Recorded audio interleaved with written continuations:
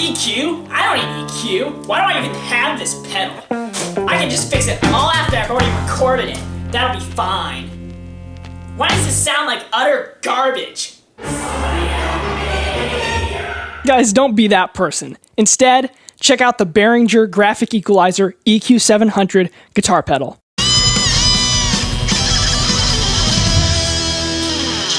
Make sure to subscribe to the channel and turn those notifications on so that you can see all my upcoming videos as they come out. So while that intro might seem comical, unfortunately it's very true to the mistakes that many guitarists, including myself, have made concerning EQ. So what is EQ anyway? What's an EQ pedal? Well, EQ stands for equalization, or an equalizer. What this does is it balances or equalizes the bass frequencies, the mid frequencies, and the treble frequencies. If you don't know how those sound, the bass frequency would be like a car rumbling or a volcano exploding. Those sounds you can barely hear, but you can feel them almost in your feet. Treble frequencies are frequencies like that of a whistle that your younger sibling blows at you to annoy the heck out of you. Mids are somewhat harder to define, but they're all the different frequencies in between those and comprise most of frequencies that we hear. So why do you need an EQ pedal anyway? Well, for one, if you're like me, and your amp doesn't even have EQ knobs on it, which was not a very smart idea when I bought it, I guess, then you're going to need a way to balance out the different frequencies. No matter what amp you have, you're going to have a way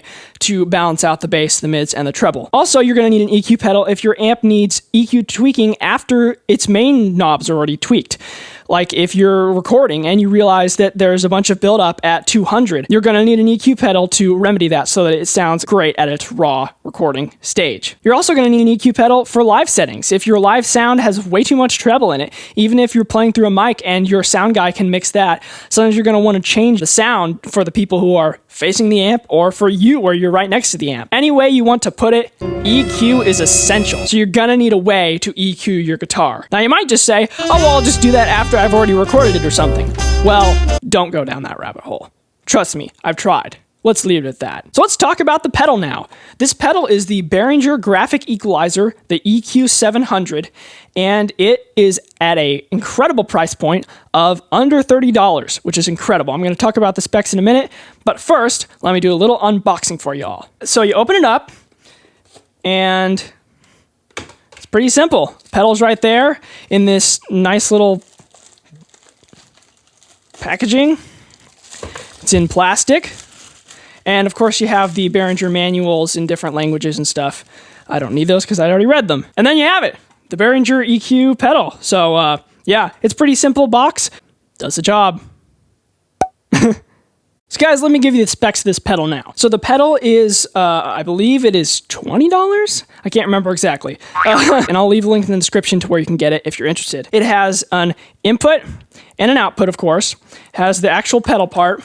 The battery cavity for a D battery, I believe, is inside the actual pedal right here. You have to take some kind of toothpick or something, push these two little pushies, and then it'll come off and you can put the battery in there and attach it. And then, of course, it's got the actual input of power. This is so that you can hook it up to a wall like I do. As far as the actual controls go, you have the level knob on the far right, and then you have a bunch of different other frequency adjusters, and these are all sliders, so you can slide them in a million different possibilities. So as far as frequencies, there's 100, 200, 400, 300, 1.6, 3.2, 6.4. All in all, there's 7 different frequency sliders. So guys, now let's take a listen to what this pedal does for your guitar playing from a raw recording. There won't be any EQ on the recording other than coming from this pedal right here.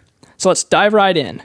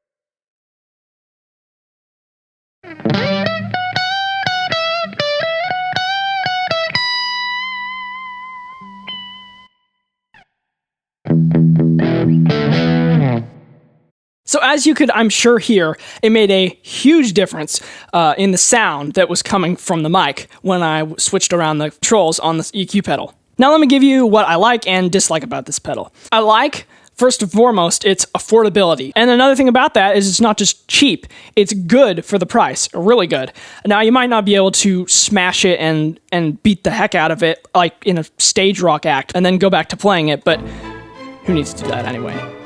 Also, it has a very intuitive nature, so you don't have to get lost in a bunch of weird controls. It just has all the frequencies listed at the very top, a bunch of different sliders that you can move and use your ears to figure out what sounds best. As far as things I don't like about it, there's really not much I dislike about it. It does its job fine. It does what it's supposed to do. Now, it is made of plastic. That's one of the big complaints people have about Behringer pedals is that they're not made of metal, which I understand, especially for stage acts when you're going to be stomping on it all day long. But for most of us, we can be careful. But the main thing I have with it, which is kind of a small pet peeve, but the location of the power supply input right here, it's so close to the actual instrument cable input that I find that it likes to get in the way. They don't want to jive right there. My other Behringer pedals have it on the opposite side, so above the instrument cable input. It doesn't really matter, it's just something that I had to consider because I had to find something to not like about it.